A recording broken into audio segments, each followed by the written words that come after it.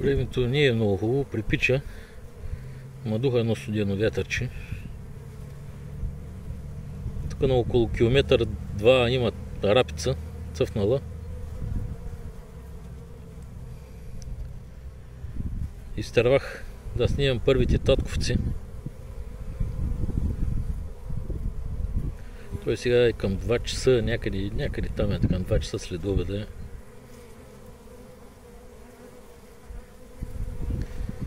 Некъде един татко кацна.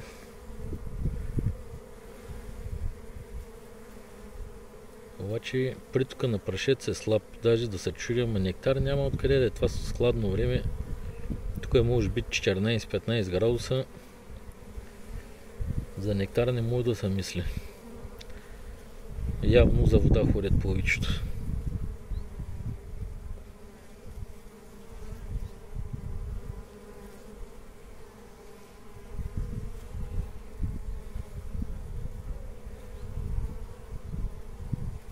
Някъде още един татко излиза.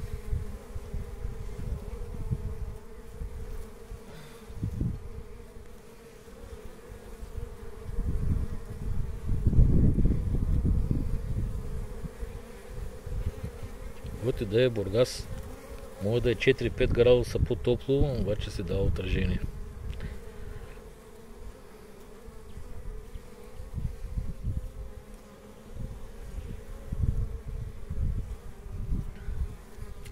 Те вчера ги ротирах за пръв път. Това ми е първия кошер, който ротирам. Не ме е първи преглед на първи кошер.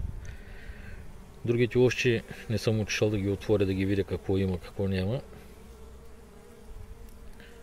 Но се надяваме, че там всичко се е наред.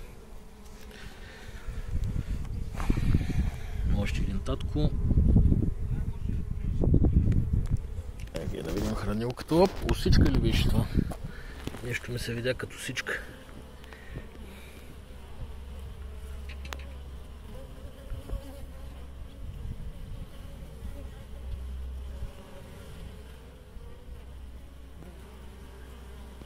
И от мъртвата детелина кара червен прашец. Червен и жълт.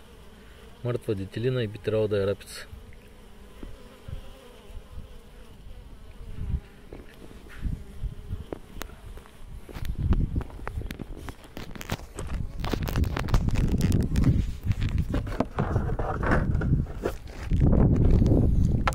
Те докато ги нямаше и изведнъж ще взема да го издат набързо. Набързо ще се издат захарта.